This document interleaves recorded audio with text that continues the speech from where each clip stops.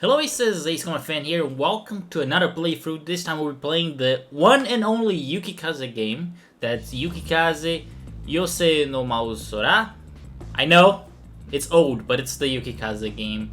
It's been released for the Xbox in 2002, so it's a bit old, and for PC in 2003. PC, it's the version I'm playing. Now, the game is completely in Japanese, so I'll be translating as we go during this playthrough. Now, I already played to mission 6. I don't know what happens next, but anyways, I can explain the very beginning. So we're gonna start a new game.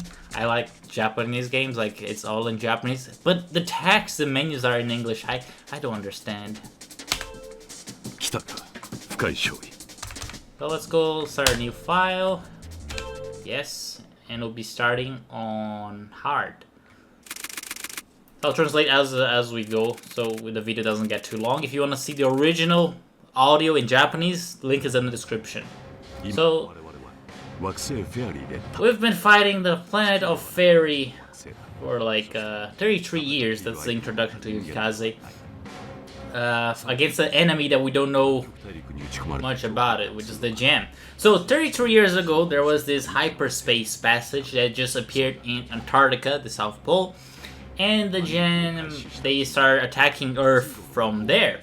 And so what Earth did, the United Government of Earth, the United Nations, we started attacking them, and we went to the enemy planet, which is called Fairy, with the establishment of the Fairy Air Force, and our protagonist, Fukai. He's part of the Boomerang Squadron, which is a recon squadron that flies a Super Sylph, which is this beautiful aircraft right there, despite the graphics.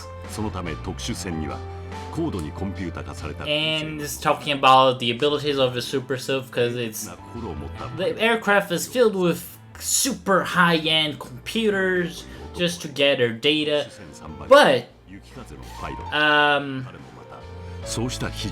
what we do, we just get our data, we just let our friends die, because that's not our job to protect them. So it's kind of a pretty tough job, like, you know, mentally speaking, because you have to watch your friends die. In particular, our aircraft is the number 3 of the squadron, which is known as Yukikaze, because every aircraft, every Super Sylph of the squadron has a personal name. There are 13 aircraft in total in this squadron. Then this talking now, our narrator is James Booker. He is the major who's in charge of the squadron, and he keeps saying, "Oh yeah, our friends keep dying and dying. As you can see, more explosions."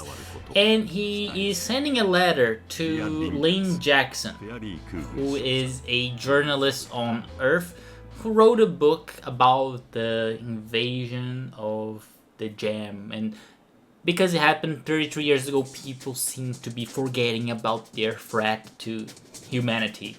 Anyways, let's get going. Then again, I want to translate as we go, so it doesn't take too long in the video.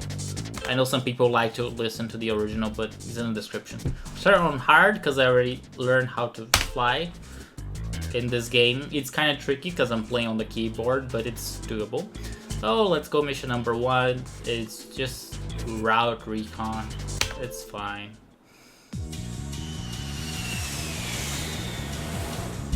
Of course, little video from some scenes from the anime. This is not from the anime, this scene in particular.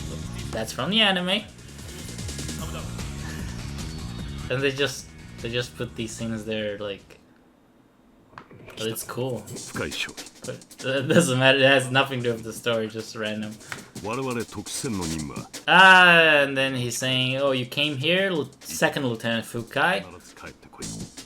And as you know, our mission, you just go there and be sure to make it back. You can let your friends die, but not you, because you have the data. You're very important. Your friends, it's fine. They're replaceable." So this time, we're going to Sugar Desert. It's an area in the planet of Fairy. I think it's called C56. And we're gonna do some recon there. So we have to fly through these little circles there, you can see on the briefing. And that's where we're gonna gather the data. We're gonna be receiving some support from Tab 15, Tactical Airbase 15, is a forward deployed airbase. So it should be cool if you see the enemy fighters.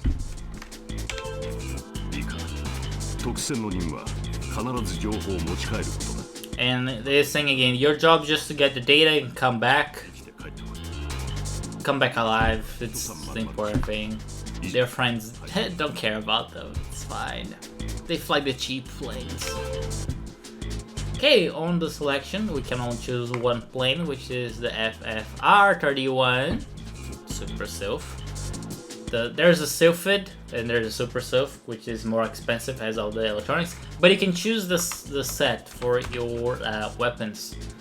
So tarps, you see it's always there because that's the reconnaissance spot, but you have the different types of missiles such as the AAM-5 or AAM-3.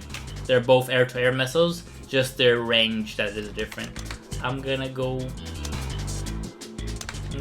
with the mid-range just because. You only get 4 of them, but it's fine. Enjoy.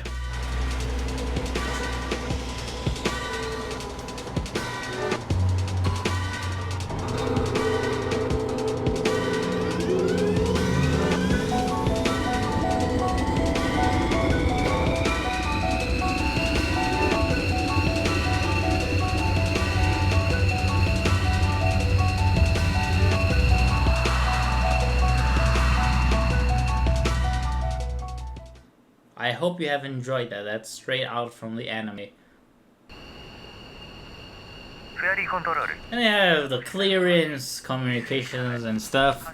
I'll explain the controls as we go. It's kind of funny because you control your camera on the arrows of your keyboard, and you fly on the number pad. Anyways, you can also change view. You have the external view, the other one, and the cockpit. But let's take off. We can put our power to full, but if you double press the X, you get the afterburner. And that sweet sound effect of just doing what it does. Pleases my ears.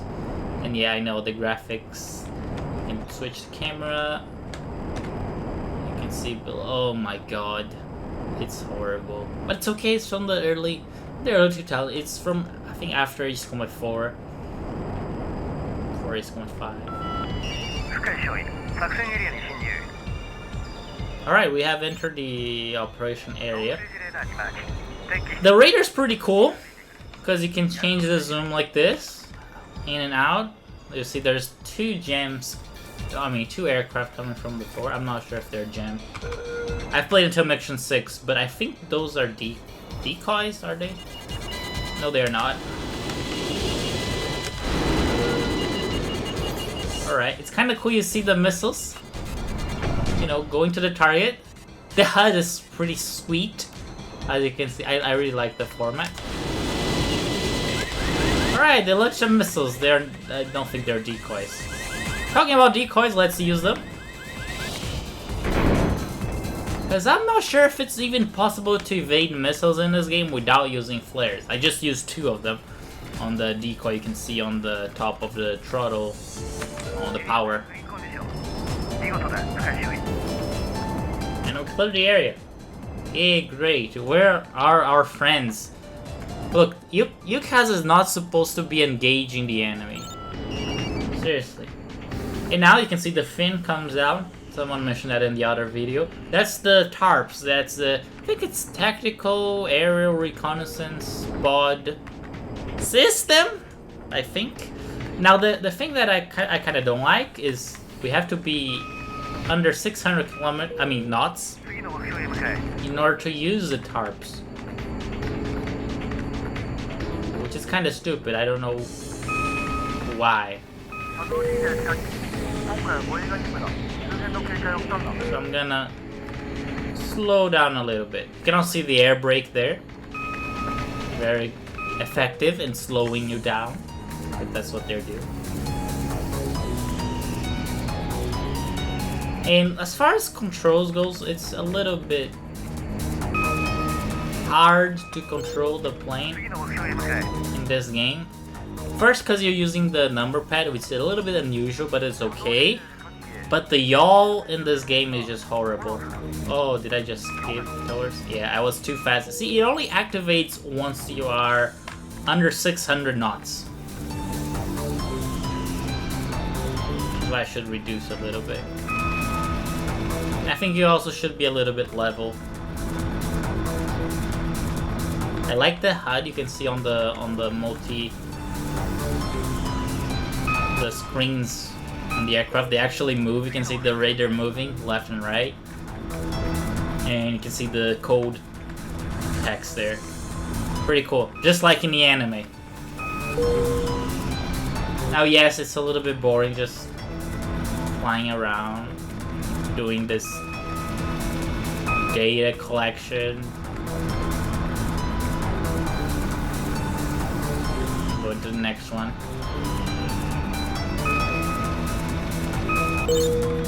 Alright, 3 more to go. I really love this HUD. It's so cool. Plus the radar, you get more control on the radar. Oh no, I just skipped one.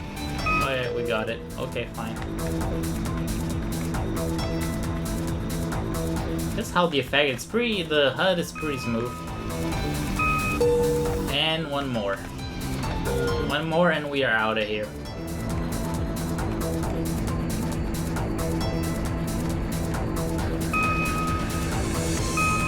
Now that we're done, we can just blast off the afterburner. And it says heading 360, and we're gonna be out of the area. There's not really, as far as I know, there's not really important dialogue in the missions. You can see there's some jam aircraft, Type 1s. And I'm just gonna dive, get some extra speed, get away from them. And our friends, as you can see there on the radar, they're going out to engage the jam. It's fine. You don't have to worry about them. And now we're just gonna approach base to land. And I don't land, actually. It's just, you have to approach the base. The lines on the radar there. It's not that hard. You're gonna be seeing on the next videos. I always do a takeoff, but so far I never did a landing in this game, which is very interesting. Not very Ace Combat. And then I'm like 1,100 knots, which is pretty fast. Just flying over the base.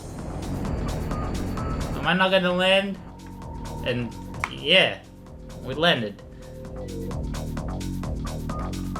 So we get this cool landing sequence, which I did not do, but and we can't skip either.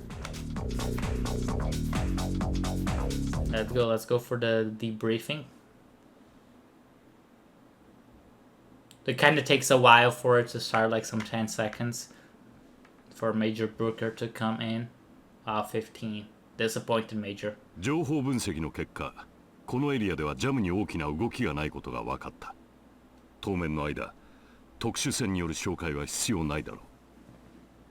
From my understanding, he just said that the gem didn't appear very active in the area. I apologize because my Japanese is somewhat limited, and he said that we need no introduction. I don't know. That's what I understood so far. Anyways, that's mission 1. Hope you guys have enjoyed. If you like the original, if you don't like my voice, you can go in the description and you see the missions by themselves. You can enjoy. The debriefing is cool though. See, you see the missiles. It shows the enemies when they explode. It shows them going around. Look at that. Look at that. Beautiful. Using the decoys. The debriefing is pretty cool. There's also the replay and some other features, but I'll mention them later. Anyways, hope you guys have enjoyed, and see you guys next time. I just got tangled here. Get out of here, cord.